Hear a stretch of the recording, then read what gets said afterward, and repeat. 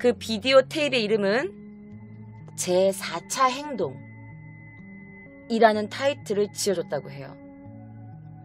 그리고 그녀의 잘려진 사지도 밖에 강가나 야산이나 숲에 버려져 버리게 됩니다.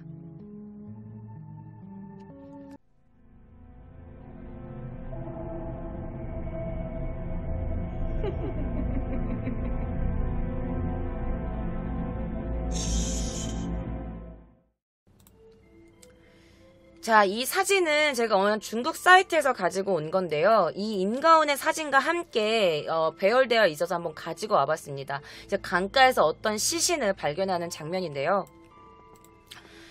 자, 또 다른 사진도 있긴 합니다. 바로 이제 이 임가운과 함께 나오는 건데 이게 어떤 사진인지 집의 구조인지 모르겠어요. 그래서 이거를 일단은 가지고 와봤습니다. 조금 제가 한번 크게 해서 보여드릴게요. 자, 그의 방인 것 같기도 해요. 그리고 어떻게 시신을 토막냈고 어디서 어떻게 했고, 자, 여기 보시면 이 밑에다가 시신을 숨겼다, 약간 뭐 이런 것 같아요. 중국 한문이라 모르겠지만 몸이라는 한문이 있는 거 보면 여기서 이렇게 있었던 것 같고, 여기서 뭐 사진 촬영을 했고 뭐 이렇게 나와 있는 것 같아요. 바로 그의 방 구조나 그가 범행을 저질렀던 그런 공간에 대한 내부도 사진인 것 같습니다. 자, 임가운이 촬영했던 비디오와 사진, 이것들은요 여러분, 처음에 경찰들이 보고 너무너무 놀란 거야. 아니 여러분, 이게 70년대야 여러분들. 이게 70년대에 이런 토막살인 사건이 있었던 거야. 지금 2000년도에도 지금 이런 사건이 일어났으면 엄청 잔인하다 이러는데 70년대에 일어난 사건이니까 이게 얼마나 놀랄 노짠 거야. 그래서 어떻게 했는지 알아? 근데 약간 좀 이상한 게, 그가 찍었던 비디오와 사진 내용들이 어디로 보내졌냐? 경찰 학교로 보내집니다. 그리고 이걸 어떻게 썼는지 알아? 교육용 재료가 됐대요. 이런 범인이 있었다, 이런 범인이 이런 짓을 저질렀다라면서 교육용 재료로 쓰이고, 그리고 그가 냉장고에 보관하고 있었던 그 희생자들의 일부 신체 부위 있지, 뭐 유방이라든지 아니면 어떤 여성의 음부라든지 아니면은 그 뭐 살점이라든지 이런 것들은 어느 학교, 대학교에 의학과로 보내줬대요. 의학과 해부 이런 거 하는 데로 보내줬다고 합니다. 왜 그렇게 됐는지는 모르겠으나 뭐 우리나라가 아니니까 저도 이해하기가 조금 힘든 부분이긴 하지만 어쨌든 그렇게 보내줬다고 해요. 자, 그럼 여러분들이 궁금해하셨을 거예요. 그럼 어떻게 걸린 거예요? 사실 임가운의 집에는 자기가 찍은 사진들을 현상할 만한 암실이 없었어요. 그래서 임가운은 자신이 아는 지인을 이용하기로 합니다. 자, 임가운과 사이가 좋았던 사람은 바로 장즈이라는 남자였습니다. 그리고 그 남자는 사진관에서 일을 하고 있던 남성이었죠. 그 장즈이가 일하고 있던 사진관으로 찾아가서, 좀 미안한데 이것 좀 현상 좀 해줘라. 사실 내가 요즘에 그 십체 납관하는 데서 사진 촬영을 하는 일을 겸하고 있거든. 이 사진들 나중에 뭐 해부용 교육인가? 그걸로 쓸 거래. 그러니까 좀 이상한 사진이 있다고 오해하지 말고. 이러면서 그 장지에게 부탁을 해요. 자기 지인한테. 해부용 교육용으로 쓸 거라고 하더라도 분명 사진만 봤을 때 뭔가 이상할 거라는 걸 느꼈을 텐데도 이 장지이란 사람은 그래? 그래, 알았어 라면서 의심하지 않고 그가 맨날 사진을, 그 필름을 갖고 맨날 현상해 준 거야. 그 사진에 어마어마하게 이상한 사진들이 많이 들어있을 텐데, 토막난 시체, 내장이 다 발기발기 찢겨진 거, 가슴이 잘린 여성, 뭐 이런 것들이 엄청 많았을 텐데 의심하지 않아. 나체로 있는 여성. 자, 그러다가 1982년 8월 10일 이 임가운이 마지막 희생자였던 이 여성의 사진을 현상하려 갔어. 그런데 그날따라 공교롭게도 이 장지희가 근무하던 사진관에 그 현상 기기가 고장이 난 거예요. 그래서 사실 그러면 이게 약간 너무 이상한 사진이니까 조금만 참았다가 그래 그럼 고치면 연락 줘 라고 해서 나중에 가가지고 다시 부탁했으면 됐을 텐데, 임가운은 그걸 견디지 못했던 거야. 그래서 어떻게 했냐, 장지희가 그 급한 거야? 이거 빨리 갖다 줘야 되는데 지금 어떻게 안 될까? 아, 그래? 아, 그럼 내가 아는 친구가 사진관에서 근무하는데 거기 가서 할래? 아, 그럴 수 있을까? 그럼 난 고맙지. 알려줘. 거기가 어딘데? 라고 해서 장지의 친구가 일하는 그 사진관으로 가게 된 겁니다. 그러니까 처음으로 장지가 아닌 다른 사람이 이 사진을 현상하는 작업을 하는데 이 사진을 본 직원이 기겁을 한 거야. 이게 뭐야? 아, 놀라지. 그래서 그 다른 직원이 너무나 공포에 떨면서 경찰서에 신고를 합니다. 지금 제가 사진을 현상했는데 이 사진이 너무 이상해요. 일단 와보셔야 되겠는데? 그래서 경찰이 그 사진관으로 출동을 했고 그리고 나서 그 사진을 보게 됩니다. 그리고 바로 임가운을 잡으러 가지 않아. 임가운이 사진을 찾으러 오는 그 날을 알려줍니다. 그래서 경찰은 대기하고 있었고 1982년 8월 18일 임가운이 이 사진 현상한 것을 찾으러 온 그날 대기하고 있던 경찰들이 그를 체포하게 되죠. 그렇게 해서 그가 드디어 경찰에 체포됩니다. 자, 이 일로 인해서 여러분들이 지금 여러분들이 되게 많이 놀라고 계시는데 엄청 홍콩이 뒤집어진 거야. 어떻게 이런 일이 있을 수가 있냐? 왜 비 오는 날에만 살해를 했을까? 그는 왜 여자만 살해를 한 걸까? 막 이러면서 택시 운전기사도 사실은 이렇게 하기 위해 노리고 시작한 직업이 아닐까? 이러면서 이 홍콩이 아주 일대가 난리가 납니다. 그리고 이 일로 인해서 여러 가지 사회적 영향을 끼치게 돼요. 자, 일본도 그렇고 해외에서도 그런데 약간 너무나 막 인간이 아닌 것 같은 그런 살인마들이 나타나면 꼭 뭐가 나오죠? 영화가 나오거나 책이 나오거나 항상 그런 식으로 뭔가 이렇게 대중매체가 막 또 움직이기 시작하잖아요. 자, 홍콩도 마찬가지였습니다. 1986년 홍콩에서 제일 유명했던 록그룹 비욘드라는 그룹이 있었는데 이 멤버 중에 한 명, 이 황가구라는 사람이 이 임가운의 살인사건을 모티브로 한 노래를 만듭니다. 왜? 유행시키려고 한 게 아니라 이 사건에 너무너무 경노해서 자작곡을 쓰고 이 노래를 만들었다고 합니다. 자, 그 노래의 제목이 뭐였냐면 데드 로맨스 파트 2라는 노래였다고 해요. 궁금하신 분들은 나중에 한번 들어보세요. 자, 그리고 나서 1989년도에는요. 신경 쓸 수가 없다라는 타이틀로 영화로도 만들어졌대요. 자, 풍초 감독이라는 사람이 감독을 했고 그리고 장견부, 관지초, 우진루, 오게와, 주문건 등 약간 조금 이름 있는 배우들이 또다시 리메이크로 영화를 또 만들었다고 해요. 자, 1991년 홍콩 출판사에서는요. 잔혹 사지 절단 사건이라는 책 한 권이 나오게 됩니다. 자, 그 책 속에는요, 이 임가운의 배경, 임가운이 저질렀던 사건, 사진, 이런 것들이 아주 대량으로 들어가 있는 책이라고 해요. 자, 이 책 속에는요, 이 임가운 이야기뿐만 아니라 전 세계에서 일어났던 너무나 끔찍하고 잔혹한 사건들이 이 책에 이렇게 다 실려 있는데, 일어난 배경 자료, 피해자의 사진, 그리고 체포사건 경위, 이런 것들이 다 사진이 올라왔는데, 그런데 이 책 속에는 임가운이 촬영한 사진들도 들어가 있었다고 해요. 그 사진을 어떻게 구했는지는 모르겠지만 말이죠. 자, 영화가 한 편만 나온 건 아니에요, 여러분. 영화, 드라마, 여러 가지 뭐 단막극 몇 편씩 나왔대요. 1992년도에는요, 영화 비오는 밤의 백정이라는 영화로 임가운 역에 되게 유명한 이 임다라라는 사람이 이분인 것 같은데 그 사람이 이렇게 주연으로 발탁되기도 했다고 합니다. 그리고 최근 걸로 하면 2006년도에 ATV에서 홍콩 기안실록에 소개된 어떤 단막극들이 있었대. 단막극들이 있었는데 우리나라에 뭐 서프라이즈나 뭐 이런 거겠지?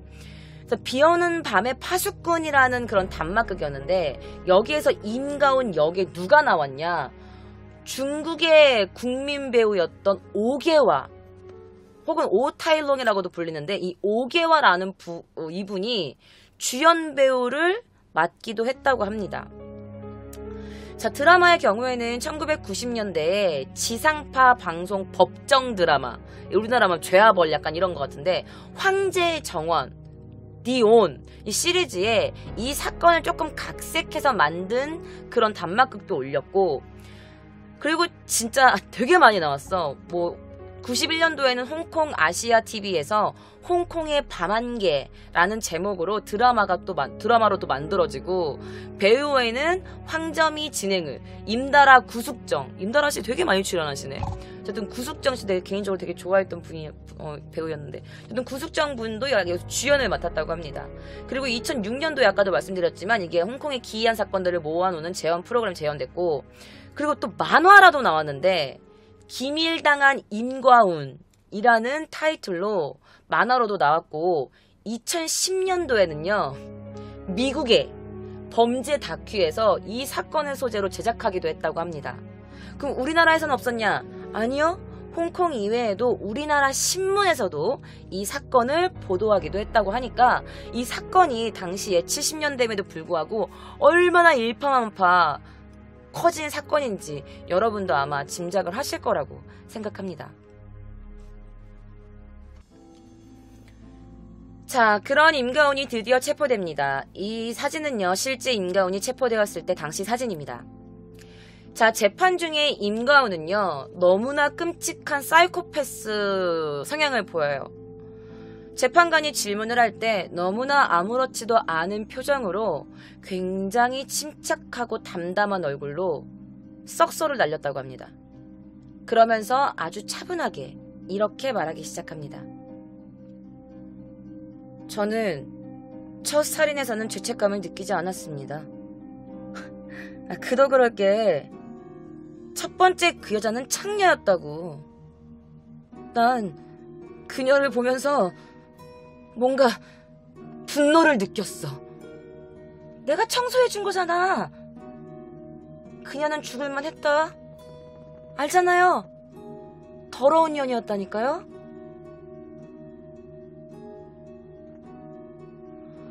그는 자기가 첫 번째 죽인 여자는 창녀였기 때문에 나는 그녀를 봤을 때 분노를 느꼈고, 내 마음속에서 저 여자를 죽여야 돼. 죽여야 돼. 이렇게 느꼈다고 해요. 그리고 이렇게도 말합니다. 난 내 스스로 그녀를 하늘로 보낸 걸 아주 자랑스럽게 생각해요. 안 그래요? 자신이 첫 번째 그 창녀라고 표현하는 그 여성을 죽인 거에 대해서 자기는 자기 스스로 너무너무 자랑스럽게 느꼈대요. 자신이 기특해서 너무 못들 바를 몰랐대. 자, 그리고 두 번째 여자에 대해서는 이렇게 말합니다. 두 번째 여자를 죽일 땐 뭐랄까? 이미 살인에 좀 중독되어 있는 상태였어요. 멈출 수가 없더라고. 자, 두 번째 살인에서는 이미 자기가 중독되어 있는 상태였다고 말해. 세 번째 여성도 그랬다고 하는데, 그런데 네 번째 여성을 얘기할 땐 조금 달라. 이 남자가 네 번째 여성과는 가장 많은 대화를 했고, 그리고 하지 않았던 강간을 했고, 그리고 17살의 미성년자였어. 자, 근데 이 네 번째 여성은 이렇게 말해.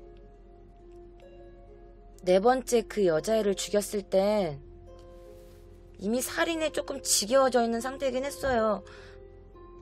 사실 17살의 여학생이었는데 그 어린애를 내가 왜 살해했는지 모르겠어요. 그 여자애를 죽인 다음에 눈물이 나서 눈물이 막 흐르는데 멈출 수가 없더라고요. 나도 모르겠어요. 내가 왜 그랬는지.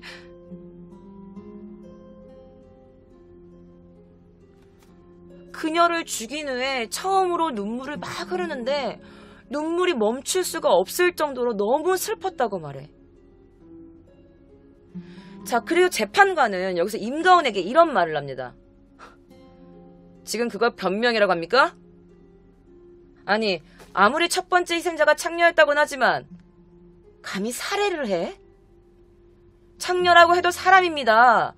그리고 그 여성분들은 그런 일이 하고 싶어서 한 거라고 생각합니까? 그녀들도 다 가장 소녀 가장들이야. 당신이 뭔데? 지금 당신이 말하는 건 전부 다 변명입니다. 그리고 나머지 3명의 여성들은 암튼 당신의 죄는 절대로 용서받을 수 없습니다. 라면서 사형 선고를 내려야 했는데 내리지 못해요. 왜? 행정부에서 지시가 내립니다. 뭐라고? 사형은 이제 안 된다. 우리나라에 사형 없다. 그래서 사형 선고를 내렸다가 어쩔 수 없이 가석방이 없는 무기징역을 선고해요. 자, 여기서 가석방이 없는 무기징역은 뭐냐? 밖으로 나올 수 없이 평생 감옥에서 썩어야 된다는 거야. 자, 그때 이제 또 사람들이 또 이제 머리를 쓰게 되지. 어떤 변호사도 있었을 거 아니야. 그런데 이 신경정신과 이방이라는 그 정신과 의사 선생님이 하는 말이 이거야. 임가운은 절대 정신 이상자가 아닙니다. 임가운은 아주 뛰어나게 머리가 좋은 인물입니다. 단지 임가운이 성장 과정에서 비정상적인 인물로 자라날 가능성이 높긴 하죠. 왜냐면 어릴 때 너무 불우하게 아빠한테 학대당하고 아빠의 사랑도 받지 못하고 늘 폭력 속에서 이렇게 웅크리고 있고, 그리고 아빠와 바람핀 여자들, 우리 엄마가 아닌 아빠와 바람난 여자들, 바람둥이 아빠를 꼬신 여자들, 이런 거에서 뭔가 삐뚤어지게 자란 게 아닌가라는 게 바로 이 신경정신과 의사선생님의 말씀이셨어요. 자, 그것으로 인해서 임가운은 성인이 되어서도 자기도 모르게 뭔가 안에 폭력적인 성향과 여성을 증오하는 증오심이 내포되어 있었던 게 아닌가, 이런 거지. 그렇다고 해서 임가운이 불행한 성장 과정을 자랐다고 해서 사회적으로 얘가 책임을 지면 안 된다? 이건 아니라는 거지. 왜? 임가운은 정신 이상자가 아니기 때문에. 자, 그러면 여러분들이 그가 이제 가석방이 없는 종신형을 받고 있는데, 이때가 80몇 년도, 재판이 80년도에 일어났는데, 그럼 2018년도인 지금까지도 감옥에 있나요? 라고 궁금해 하실 거예요. 그래서 제가 그의 근황을 가져가 봤습니다.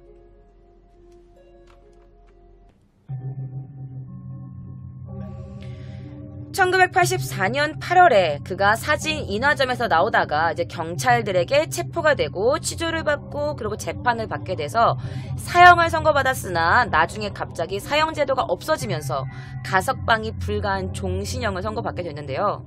이 사진은 2009년도에 수감 중이었던 임가운의 모습을 촬영한 사진입니다. 그의 이제 머리가 이제 거의 없고 나이가 꽤 든 중년이 된 남자의 모습을 볼 수가 있는데요. 2014년도에 그가 뭘 하는 줄 알아요, 여러분? 가석방을 신청합니다. 아, 나 이만큼 살았으면 됐잖아요. 이제 벌 많이 받았으니까 나 나갈게요. 이런 거지. 가석방을 신청한 거야. 내보내달라는 거야. 자, 1983년 3월 3일 그 홍콩 인체 사지 절단 사건에 대한 재판이 시작됐는데 처음에 20일 동안 신문을 했대. 그리고 4월 8일날 교수형에 처하라는 판결을 받았는데, 이때 여러분 배심원들이 다 누구였는지 알아? 다 남자 배심원들이 심의를 한 거야. 그런데도 불구하고 뭐 남자라서 뭐 차별한다 이런 건 아니지만 모든 사람들이 사형시켜야 된다고 했어. 그래서 사형했는데 안 돼. 왜? 1984년 8월 홍콩 감독회동 행정국이라는 곳에서 교수형을 취소하라는 명을 내리게 됐어.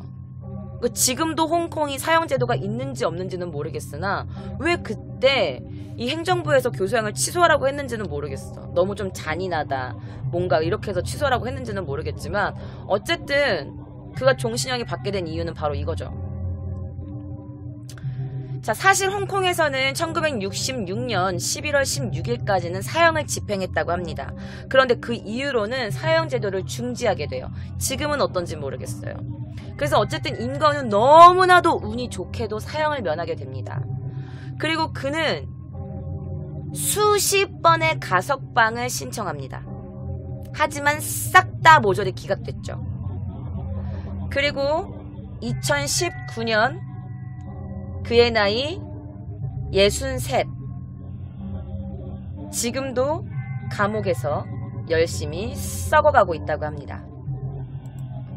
자, 2019년도에도 이렇게 감옥에서 썩어가고 있으니까 그의 일생 동안 죽어서도 이 감옥에 묻혀버렸으면 좋겠다고 생각하는 거 저뿐만은 아니겠죠.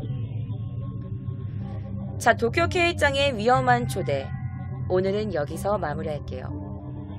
자, 지금까지 보시고 재미있게 보셨다면 구독과 좋아요 그리고 힘나는 댓글 한 번씩만 적어주세요. 저에게 정말 큰 힘이 됩니다.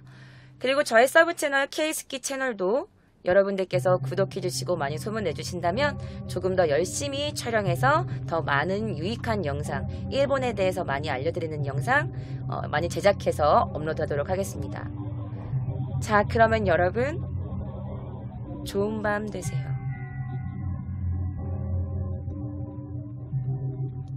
택시 조심하시고요.